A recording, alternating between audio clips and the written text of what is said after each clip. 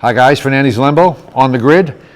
John, it's spring training season. I was at a game today. You weren't, but you have some news regarding a local prospect that hit a home run. Yeah, down in Port Charlotte, the Pirates are playing the Rays, and Michael Suki homered for the Pirates. He graduated from Southeast, from the Florida Gulf Coast, spent all of last year in A-ball with the Pirates. Will probably open the season in Bradenton with the high single-A Marauders. Sure. But yeah, he hit a home run today. The Pirates lost, but a home run in the spring training game off Adam Wilk, the pitcher for the Rays. So definitely probably a pretty cool moment for him and his family, and to do it not too far from home. So confidence builder, and obviously, with a bunch of people in camp, you hit a home run, you get noticed by the brass. Yeah, and obviously he's he's not in big league camp, he's in minor league camp, but they always take those minor league guys with him on the road. You never know when you might need someone. He got into a game. I think he played 4 innings in the field, and he made the most of it. So pretty cool moment for Michael. Good for him. Yeah. Now here on the grid, we don't have breaking news because of the timing, but we'd have some breaking news that Bayshore has a new coach replacing Elijah Freeman. Why don't you tell us about that? John Bizunis is his name. I think it's right to pronounce it, John Bizunis. But he was the OC at Port St. Lucie last year. Right. Now Port St. Lucie didn't win a game last season, but reading a little more about Coach Bizunis, he was in Minneapolis for 3 seasons. This team, Southwest in Minneapolis, went 20-9 in 3 years. Led the team to its first postseason win in 22 years. And also, I think the story I read, they almost knocked off the 10-time defending conference champion that year. They went 8-2. So it sounds like this might be a coach who kind of specializes in turning around programs. And if that's the case, he'll fit in pretty good at Bayshore, where they haven't had a winning season in 13 years. 13 years. Haven't been to the playoffs in 05. So I'm sure that jumped out at the brass for Bayshore when they saw his history. It's pretty tough, though. We always talk about coaching continuity and how a guy like B.J. Ivey's there for years, establishes a program. Here you got a guy coming into a tough situation, doesn't know the area, really behind the 8 ball a little bit, I would think. Well, maybe not really behind the. Well, it's still early enough where he has some time before spring. Sure. It's the middle of March now, so he has a few weeks to get his staff in there and get acclimated with the kids before May 1st rolls around. So he's got some time, and maybe sometimes it's often maybe better to come out of the area because Bayshore struggled. We know that over the last few years, and he doesn't know that. He's going in saying, "Hey, this is a challenge, and we'll see what we can do." And hopefully, I'll speak to him later this evening.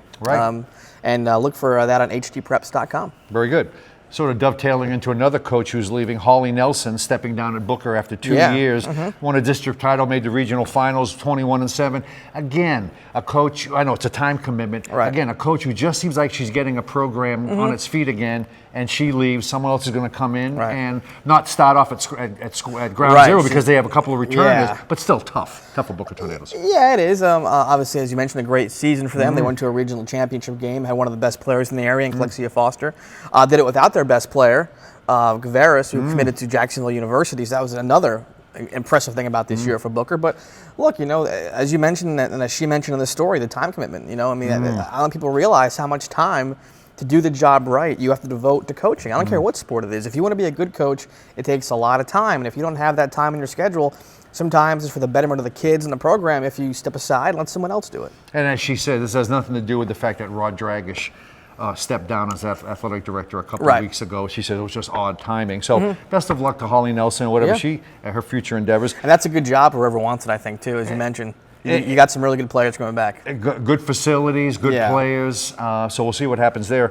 Talk about your wrestler, Dakota Flanagan, won the Northport's first state wrestling title. I wouldn't call him my wrestler, I guess. Well, I didn't coach him or anything. Yeah, you didn't coach him. But you wrote the story. Yeah. 3A title, 200th career victory at the same time. Yeah, it was. You couldn't script your final match in high school any better. He beat Jared Hardinger from Sarasota. They wrestled 4 times this year. The only loss of the season for Dakota was against Hardinger back in December. 3 really good matches in the district, regional, and state finals. He won 3-1. And again, this is a kid last year who came into the state tournament undefeated. And both he and his coach, Mark Kemble, said that kind of weighed on him a little bit, being undefeated. And in the sense, getting that loss in December kind of loosened him up a little bit. And yeah, he was the best wrestler in that class, and a great way to end a great career for Dakota. Now, what's the future hold for him? Where is he going? Is he going somewhere on scholarship, or is it still too early to find out right now? Could be. I mean, it's tough. Wrestling scholarships are really tough to get. It's not like football or anything. The money isn't there as it is. But hey, I mean, obviously he can wrestle. Had a great career at Northport, and we'll see where it leads. Good year, really good for our area teams. We had 6 finalists. Only won 1, but the other guys who wrestled some really great opponents. But a pretty good year for area wrestling, I think. Fantastic.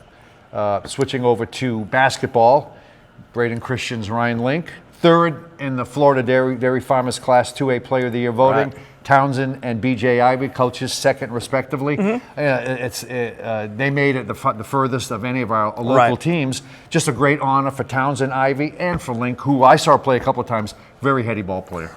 The favorite part of the season for me for Braden Christian, because I didn't see Riverview a whole lot, was I remember talking to Ryan Link at the beginning of the season, and he said, we have a chance to do something special this year. And they did.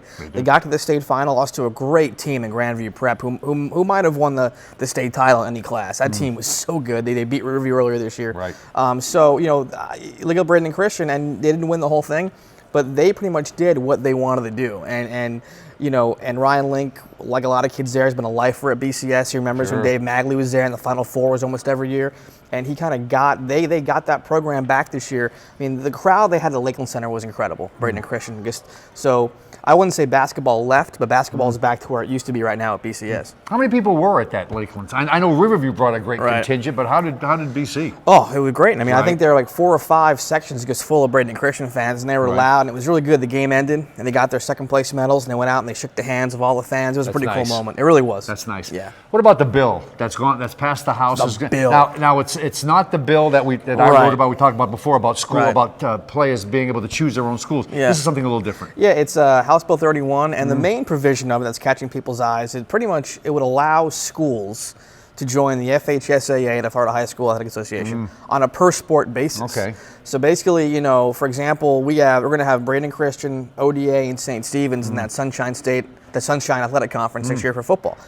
If this bill passes through, what they could do is say, we're not going to be in the FHSA for football.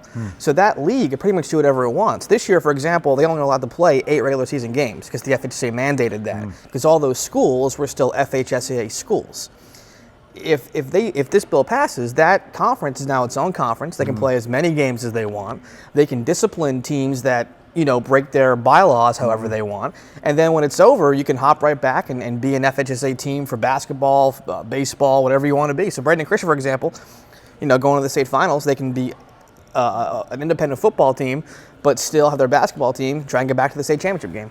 But it just seems like on the surface, this would apply to the smaller schools, the 2As. I mean, if you're talking about a 7A, 8A school, I mean, they're going to be in the FHSA for every sport they participate in. I can't think of a big school that's not in the athletic association. You would think, but again, this I mean, who knows if this bill passes? There could be independent conferences cropping up all over the place, you know, and so we'll see what happens, and I think it goes to the Senate next. Right. So I'm not an expert in that kind of thing. Political field. Right, but so we'll see. It'd be pretty interesting if this passes. I don't think the FHSA would appreciate it a whole lot. Right. Who knows if the schedule is going to be overlapping, I mean, and I read somewhere Roger Deering, that was one of his comments about, if we have multi-sport athletes, what if their season ends, so who knows? Be interesting, though, if it goes through. And the other bill, which would impact student athletes more directly, if that does pass both the House and the Senate, that could be implemented in July for the upcoming football season. That's something to look out for also. Right. Just a couple of notes. Braden River softball team, 12-0. Yeah. After 10-5 victory over Riverview, playing Manatee today. Right. We going to go out and cover much softball? I guess as the I'm sure we will. Yeah, obviously, spring training right now, when that's over, we'll get back at the spring sports hard. But yeah, definitely some really good softball and baseball teams out there, track, tennis. We'll be out there. We'll be out there. Kalamuni baseball team, 11-1, have won 8 straight. Yeah. Again, I like to check out the Cougars. They've always traditionally had a pretty fair baseball team. Ryan Jackson came from there many, many, many years ago. Always strong. And the Venice boys weightlifting team won the Sarasota County Championship. And Manatee won it last week in Manatee County. Beating Riverview. So I think we mentioned pretty much every school. Yeah. And for you Oriole fans out there who may be following the progress or regression of this team, they tied today, the Yankees, so they are now 0-8-2 on the regular season. Not that spring training. I know it's a prep show. So they spring training means nothing. They get right? 2 points in the standings. They get 2 points in, right? But they still trail everybody else. Exactly. What do we got coming up very quickly? Nothing next week. We'll see. Yeah. Who knows? Who knows? when we know, you guys will know. Exactly. So for John Lembo, I'm Doug Fernandes. We'll see you next week on the Grid.